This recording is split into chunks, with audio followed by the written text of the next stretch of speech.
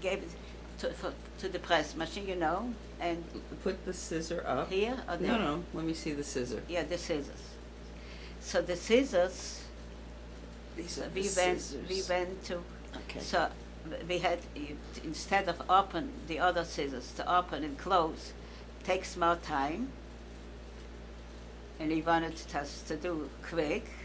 So this you just lift up the Hold it a little higher. So that's it. So this was the job, to clean off the threads from the machine. Okay. And so I didn't have it. I had regular scissors, and the scissors, so my hand was pain all the time. You open, you close, and this was 40 hours, that's 8 hours a day. I got then 70 cents an hour.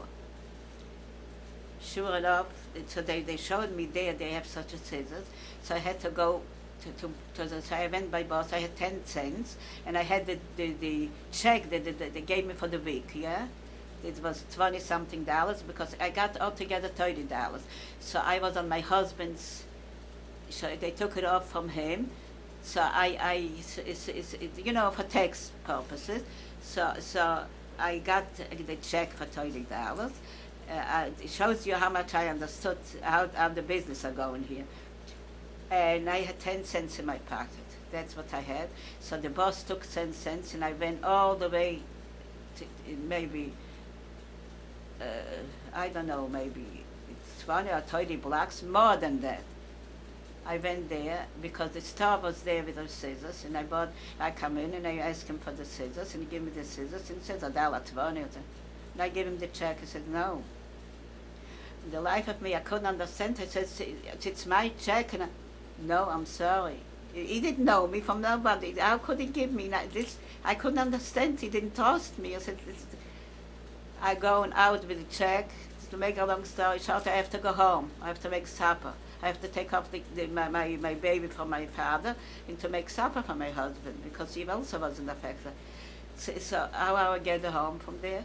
So here I don't have anything. I have the check. So what do I do with the check? So on the corner was a policeman. So I went over and said, "Excuse me, please. I cannot." And I told him the story. So he gave me 10 cents, and that's how I went home. This is a story from the scissors. You can make up. You ended up getting. The next day I went, and I got already $1.20, and I was already prepared. I didn't give him the check. Okay. That's it.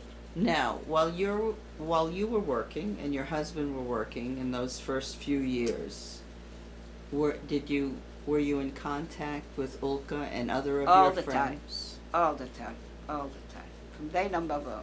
All the time, no matter where we were, if we moved here or then we moved there, especially a holiday or especially a simcha, all the time in contact. We didn't even have a telephone, we were in contact. How did you do that? With no telephone? A telephone, this was, the beginning they didn't have a telephone altogether, this was a party line. It was not a private line because they didn't have so many lines, it was right after the war. Here in America we didn't have it. So on the first floor, I lived in a 20-family house. This was mostly Jewish and Italian. So on the first floor was a Jewish family, and of course also from Green, but they were in Russia. They were they came from. Right. They from Poland. They escaped to Russia. So over there, I could make but I was a Spira, the telephones to pick up and So she called up, somebody called, and then we had a party line, and then and now I have a telephone here, and I have a telephone there, and I have a telephone in the basement, and I have a telephone, right. Especially those that I carry around it because I usually forget where I'm putting it, and then it rings, and I don't know. Okay. That's how. So how long did you live in Brooklyn doing these kinds of jobs? A year, 2 years? The job was when I worked to job. Yes. I worked like back and forth, on the one side, 10 blocks for sure. No, how long did you work doing this kind of work? This kind of work, I worked till my husband went into business. I worked more than 2 years. More so than till 2. 1953. That's right. And then my husband went into a factory. He couldn't He couldn't do it. He couldn't even thread a needle in nothing. He didn't know how to sew. Right. So he came home with swollen hands from the machine that he pushed it. So then also friends, they had also newcomers. So they have factories from sweaters. You know, sweater factories, sweaters. And so when you have sweaters, so you have, when they cut out, so the waist from sweaters. But then it was wool, mostly wool, because they didn't have nylon, they didn't have the other kind, like now, no cotton, just wool. So he went to the factories and he bought the waist, that's what it's called, the waist. And he brought it home. And then it was a place that he sold it in a big place. They specially ripped it apart and they made again thread. But so this got a business in America. So let's say it's white and black, the sweater, yeah? So when you cut it out, so you have white and you have a piece of black. So this, when you sell together, he bought it for 10 cents a pound, 10 cents a pound. So I was standing in the shop. He rented a store and he made a table and he brought those waste and we put it on the table and I was standing and cut off, sorted the white to white and the black to black.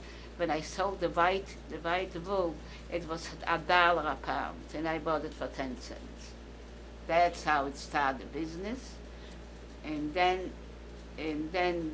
so we were there till, so there was for the bar mitzvah, for the first son that they came here, that was 12 years later, and then sozusagen sind in the other baby, and then the baby came, and then they went to the yeshivas, and we paid everything. So his business was... The business was so good.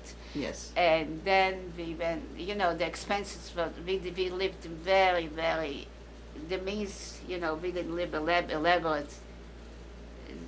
So everything to put away to buy a house. So then when we moved, when he finished this, we moved here to Elizabeth, we moved in 1971. So till 71, I had the business, the waste business. So I was working, I was sorting out, and this was my income. Then, when Julius was here already, he was already in business, and he has here family. Ulka had family, and so how they came here to the Alphons. I don't know if you're familiar. So they brought us Yudik, and Ulka brought us here too. So that's how we came to Elizabeth, and he became the builder, and that's how it goes. And your husband became a builder? That's it, together like him. Okay, not in such a big, but thank God, whatever, that's how we were able to pay for the kids' tuition and for everything, and that's little by little. So one pulled out the other one, and the other one pulled out. The same thing is with the Rautenstreich also. They also brought him here because he was a repairman, he was television repairman. That's how actually it went. One helped out the other one, and that's it. That's it. That's wonderful. It was no envy, it was no, till now. I don't know how Ulka describes me, but Same way. I think so. We feel very much for each other. God forbid something, Khalila, just for simchas, but God forbid something happened. Cannot imagine what she went through. I don't have to tell you. Did you spend your summers together? Excuse me? Did you spend summers together? Summers we didn't went out so much. We couldn't afford it to go to the mountains. Right, you didn't do So I went a couple of times, with the kids. But once we went together. Then the kids were already older, 3 years older. That's it. 3 years. So she came for the birth. I don't know if she told you that story that she came for the. It was such a snow, and then she came there. Poor thing. My father wanted to kill me. He said, "What did you do to her? How can she schlep from there to here in such a snow? What if the bus would get stuck? What did you do with it?" So she came and he saw us. Oh my gosh! Yeah, that's right. So, Family. all of you ended up here in New Jersey. All of the people, most of the people that you knew from Ulm, from Gabreзе, But no, I'm not in contact with them. Not even. But Ulm. Yeah, but Ulka and Minche, the last camp that we were in Germany, in Lisowitz, so we met them there, so that's it. But from the other ones, no. Not from the DP camps, no. This Ulka I met before the DP camps. Before the actually. DP camps. Okay. Who do you know still from Ulm that you From who? still know today? Who were you friendly with in Ulm that you still know today?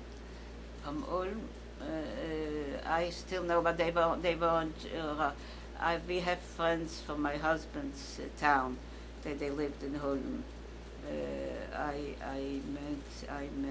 Wait a second. The Spur, yeah, she's alive. He's passed away already. Uchatana, she's never Uchat. With the kids also, we were very close. We were neighbors. This was already after the war. This was already really after the war. There's no question. We were already.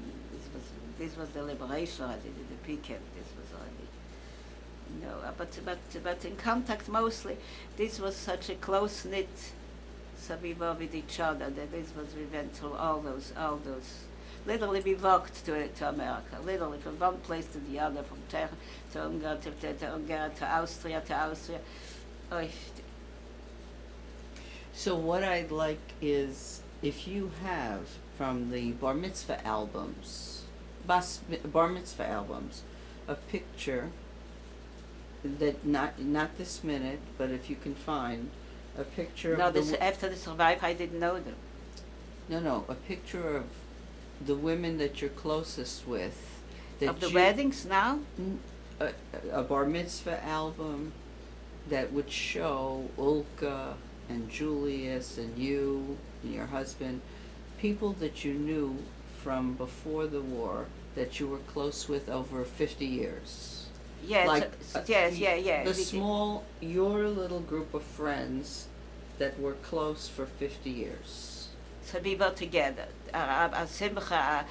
Right. Yeah, but, so like, it's another story. My son took from the bar mitzvah, from his bar mitzvah, that I had the albums on.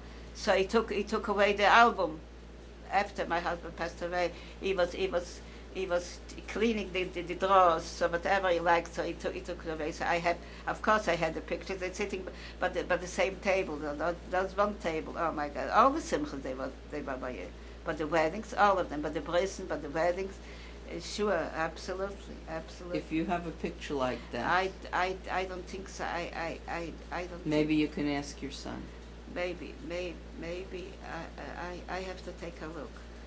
I have here the albums. Just 1 second. Wait, I want to first thank you for doing this, and I'm going to be talking to you again for pictures. Very welcome. Okay. So you